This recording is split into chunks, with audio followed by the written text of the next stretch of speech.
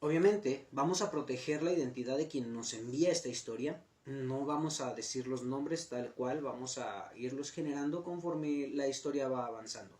No son muchos nombres los que se van a mencionar y además no la voy a contar tal cual en primera persona como si me estuviera sucediendo a mí. Vamos a tratar de narrarla lo mejor posible y ojalá que te guste. Una vez que nos veas, que veas esta historia que tú nos mandaste, ojalá que te guste porque va a ser lo mejor que puedo dar hasta ahorita de mí.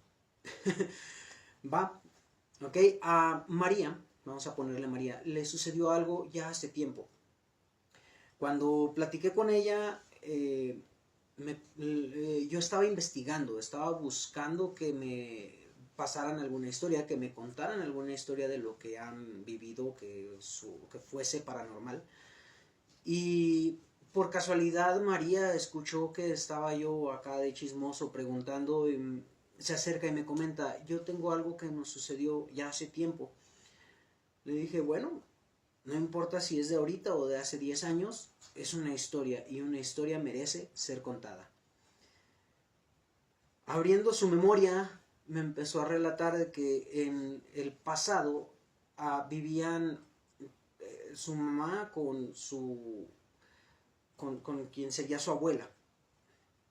Entonces, pero no solamente vivían ellas, que sería madre e hija, con la dueña de la casa, que sería la abuela de nuestra seguidora María. También vivían otras dos familias que vienen siendo hermanas de la mamá de María. Para esto vamos a ponerle la proyección de la casa en la que vivían. No, obviamente no vivían en una casa pequeña, vivían en una casa algo grande, en la que cabían esas tres familias. Ahora, esa casa tenía sus divisiones de cuartos y todas compartían una sala, un comedor y una cocina. Y estaban trabajando bastante bien en equipo, estaban siendo un equipo muy bueno. Y vamos a ponerle Miranda, la tía. Ella tuvo un bebé. Al momento de que el bebé nace, todo muy bonito, colores, muy bonito, que alegría, no sé, o sea, la alegría de recibir a un recién nacido. Para esto, María, nuestra seguidora, tenía ya alrededor de 5 o 6 años y a ella le gustaba mucho estar con su primito. Le gustaba mucho ir jugar con él, estar ahí, cuidarlo, verlo dormir y a la vez ir creciendo junto con él, porque pues eran una familia muy cercana. Pero también cabe aclarar que ella ya no lo veía como un primo, sino lo veía más como un hermano, por esa cercanía que tenían. No sé si les ha pasado que tienen a alguien así, un sobrino, un primo, y sienten esa cercanía, esa hermandad, que es más allá de un parentesco lineal, un parentesco de sangre, es esa unión, esa conexión. Y ella sentía eso. A pesar de su corta edad, sabía que quería mucho a este pequeño. Conforme va pasando el tiempo, al niño no lo habían querido bautizar para seleccionar bien su nombre, para elegir bien el nombre y poder estar bien. Además de que no estaban en una posición económica muy buena como para hacer una fiesta y ellos tenían esta idea de si lo vamos a bautizar, vamos a hacer una fiesta. Entonces fue pasando un poquito el tiempo. Igual al pequeño nene se le ocurre empezar a hablar muy joven, a muy temprana edad se le ocurrió empezar a hablar. Y así nos lo cuenta ella. Se le ocurrió hablar muy temprano. Fue mucho antes del año. Cerca de los 10, 11 meses ya empezaba a decir algunas cuantas palabras, ya empezaba a hablar, a pedir, sí, de cerca de los 9, 10 meses ya estaba hablando, ya estaba entablando, no una conversación como tal, pero ya se le entendían palabras y ya se daba a entender si quería agua, si quería lo que fuese. Ya podía darse a entender con su familia. Esto es lo que los empezó a motivar a enseñarlo a que siga mejorando su habla. Pero lo que empezó a suceder nadie se lo esperó. Porque en el momento en el que él empezó a hablar, empezó a comentar o a decir lo que él veía.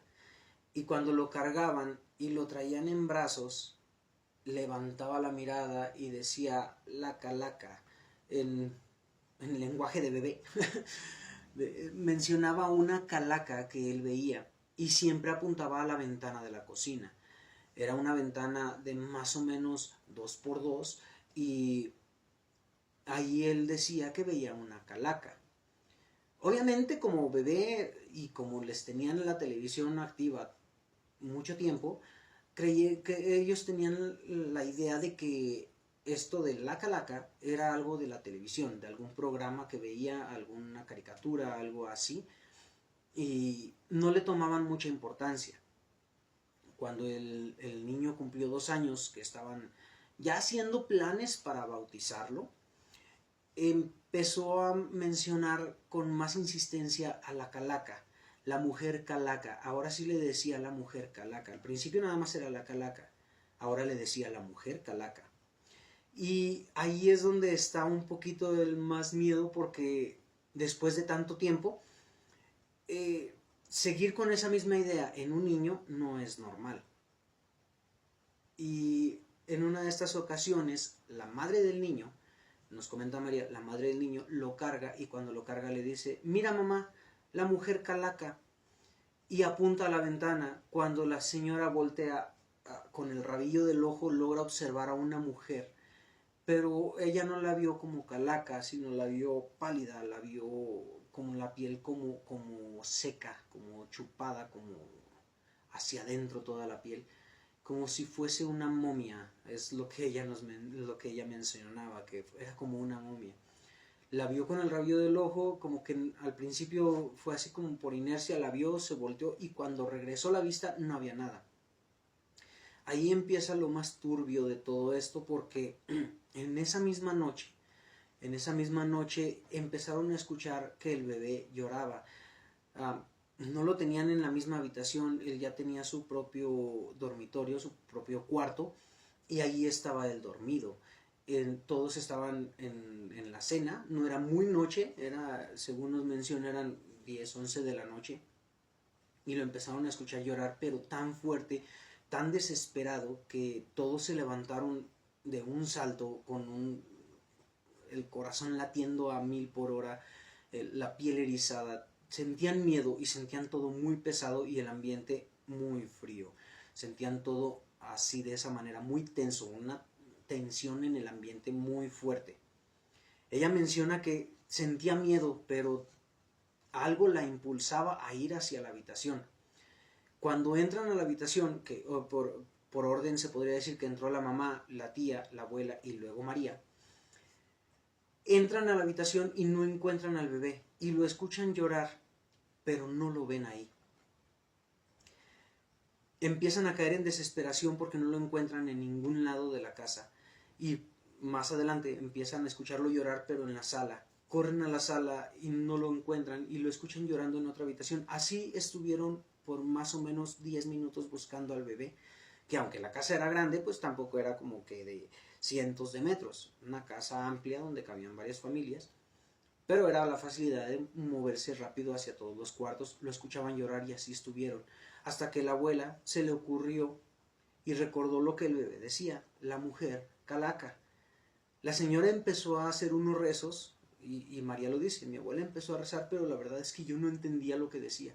O no entendía, o ella lo estaba haciendo en otro idioma, lo estaba rezando en otro idioma, o de plano yo estaba demasiado aturdida. Y cuando empieza a rezar la abuela, el llanto cesó. Se dirigen hacia la habitación del bebé, porque la abuela, por instrucción de la abuela, les dijo, vayan a buscarlo. Entran a la habitación del bebé y el bebé estaba en la parte de abajo de su cama, de su cuna. Abajo estaba dormido completamente y en las manos tenía las marcas como si le estuvieran clavando las uñas. como si le hubieran clavado las uñas. Tenía uñas marcadas aquí en ambas manos. Su piel tan delicada, eran unas marcas moradas las que tenía. Ahí se dieron cuenta que la mujer calaca no era una aparición, no era una invención del bebé ni algún programa que vio en televisión.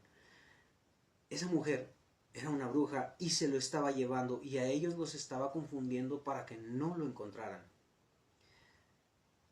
Cuando termina todo esto, que ya logran recuperar al bebé y la señora se puso a rezar, empezaron a poner en todas las ventanas de la casa, en las puertas, cruces de palma del ramo santo que se usa en Semana Santa, exactamente el domingo de Ramos.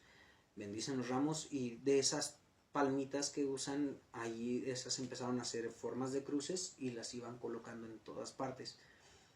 Fue la forma en la que pudieron sentir una liberación en la tensión del ambiente y lograron dormir.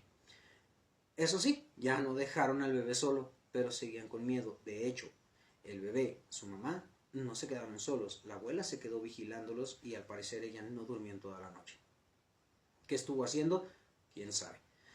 Quizá rezando o quizá nada más a la expectativa a ver qué sucedía. Al darse la mañana, en ese mismo día, sin pensar en fiestas, sin pensar en invitados, sin pensar en comida, se dirigieron a la casa del padre, a la casa parroquial, y le hicieron la mención lo que sucedió y les dijo: esto se soluciona fácil. Lo acercaron a la pila bautismal. ¿Qué nombre quieren? Le vamos a poner Mateo. Un muy bonito nombre. Te vas a llamar Mateo, en el nombre del Padre, del Hijo y del Espíritu Santo. Ya no se preocupen, ellas prefieren a los que no están bautizados y él ya lo está. Llegó la noche, siguen con miedo porque pues no es como que ya se me fue el miedo, ya lo bautizaron, ya no tengo miedo. No, seguían con mucho miedo. Y al momento de llegada la noche, estaban cenando todos, escuchaban ruidos, escuchaban muchas cosas afuera, pero ya no adentro. Escuchaban como si fueran coyotes aullando, pero demasiados, y de repente escuchaban aleteos o alguien que caminaba en el techo, pero ese miedo seguía. La abuela seguía y seguía rezando, y poco a poco fueron cesando esos ruidos, tanto de esa noche como en los días siguientes, hasta que ya no se escuchó nada y el bebé volvió a dormir con tranquilidad. Cabe aclarar que pasó bastante tiempo para que las marcas de la mano se le borraran, y mucha gente logró ver esas marcas, pero a la fecha el bebé sigue bien, que ya ahorita ya no es un bebé, ya es un niño, pero gracias a Dios, gracias al bautizo, gracias a los rezos de la abuela, él salió bien. Esa historia me dejó bastante... ¿Qué creen ustedes que haya sido? Ellos creen, y bueno, como me la contaron, yo también creo que fue una bruja. Pero ustedes, ¿qué creen que haya sido? No se olviden, déjenmelo en los comentarios, por favor, qué les pareció esta historia, y pasamos a la siguiente.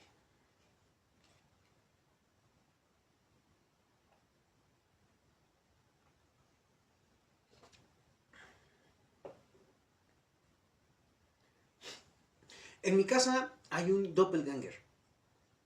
Un doppelganger, como lo dije al inicio del video, es un gemelo malo, es tu doble malo. La leyenda o las leyendas te dicen que si te topas de frente con él te va a atacar a ti, porque no pueden coexistir uno con el otro. Ese es el miedo que tienen en la familia, porque no saben en qué momento se van a topar con su propio doble. El problema está en que las otras personas no alcanzan a distinguir a primera instancia el hecho de que es el doble, que es el doppelganger. Como no lo distinguen, pueden incluso interactuar con él sin percatarse de que sea un doppelganger. Entonces, lo que pasa en esta familia es lo siguiente. Mi familia está en una casa moderadamente mediana, podríamos decirlo. Tenemos 4 habitaciones, sala, comedor, cocina, un pequeño pasillo, patio trasero, o sea, es una casa modestamente grande. Cuando mi hijo mayor cumplió los 4 años de edad, y a la fecha el miedo que seguimos teniendo es que sigue sucediendo. Al principio no le tomábamos importancia, pero cuando también mi esposo empezó a escucharlo, a escucharme, fue cuando el miedo empezó a incurrir. A los 4 años de mi hijo mayor, había veces de que él estaba, no sé, jugando o viendo la televisión y de pronto entraba a mi cuarto y decía, ¿qué pasó, mamá? Mande, mamá. Y yo le decía, no, yo no te hablé. Sí, yo escuché que me hablaste. No le tomé importancia, quizá yo sentía que eran juegos de él o que él sentía que yo le hablaba o si yo estaba haciendo cualquier cosa y llegaba conmigo y me decía eso para entablar una conversación conmigo, para hablar, para que estuviéramos juntos. Pero en uno de los días de descanso del trabajo de mi esposo, yo estaba en la cocina y él estaba en el cuarto. Y yo escuché que él me dijo, voy para allá, no te preocupes, no me tardo. Estoy ocupado, pero ya voy. Yo pensé que estaba hablando por teléfono. Yo pensé que él estaba en una llamada de algo del trabajo quizás y que tenía que irse. Entonces yo salgo y le digo, ¿vas a salir del trabajo o a dónde vas? Y me comenta, no, voy contigo, tú me hablaste. No, yo no te hablé. Sí, tú me hablaste. No, bueno, así se quedó en esa tarde de que sí, que no, y ya al último no quedamos en nada. Él se volvió a meter al cuarto, yo me volví a ir a la cocina. Y al día siguiente fue lo mismo. Esto ya hace 3 semanas, que empezó más recurrente con mi esposo y con el niño. Antes era quizá una vez al mes, una vez cada 2 meses, que sucedía esto con el niño nada más, pero ahora también con mi esposo, y es el miedo que tenemos. Porque él, de estar, no sé, en el patio, entra y me dice, ¿qué pasó? ¿Me hablaste? No, no, no, no te hablé. Y antier, yo estaba dormida. Y mi esposo me dice que jura que estuvo platicando conmigo en el patio. Y que él me vio que me metí a la casa. Y él se metió, cerró la puerta, porque siempre la cerramos bien la puerta del patio. Cierra la puerta, entra, ya no me encuentra. Y cuando se mete estaba dormida con otra ropa. Cuando me desperté un poco más de 2 horas después, me dice, ¿por qué te cambias de ropa tan rápido? Y yo le dije que llevaba todo el día con esa ropa puesta. Y lo que más me da miedo es de que ya está siendo más recurrente y ya no sé qué hacer, porque eso de que ya estuvo interactuando con mi esposo, que él estuvo y no se dio cuenta que no era yo, quiere decir que es algo que se está pareciendo completamente a mí, tanto en voz, como en cuerpo, como en rostro, como en ojos, como en todo. Y la verdad, ya no sé qué hacer. Cuéntame, ¿qué te pareció esta última historia también del doppelganger? Es una historia que a mí me hace que se me pusiera la piel chinita de cuando me la estaban contando, porque esta fue por llamada telefónica, me la estaban contando y yo estaba con la piel erizada, con la piel chinita, sentía como si me estuviera escuchando esta cosa y me dio miedo, bastante miedo. Pero cuéntame, ¿tú qué harías si te estuviera pasando eso a ti? Ponme en los comentarios qué pasaría, tú qué harías o cómo te sentirías al estar frente a una de estas situaciones. Ya que estamos en esto, les repito, por favor, si les gustan las historias, regálenme un like, compártanlo con sus amigos y no se olviden de regalarme, aparte del like, seguirme, compartirme con sus amigos en sus historias de WhatsApp, en sus historias de Facebook. Compartan mis videos, compartan mis historias para que lleguemos a más personas y más adelante quizá hacer alguna actividad como, no sé, llamarlos para que nos cuenten sus historias en vivo y, no sé, de esa manera empezar a interactuar más con ustedes, más allá de los comentarios, que bueno, seguimos siendo poquitos, pero esta familia de noctámbulos tatuados, ojalá que siga creciendo.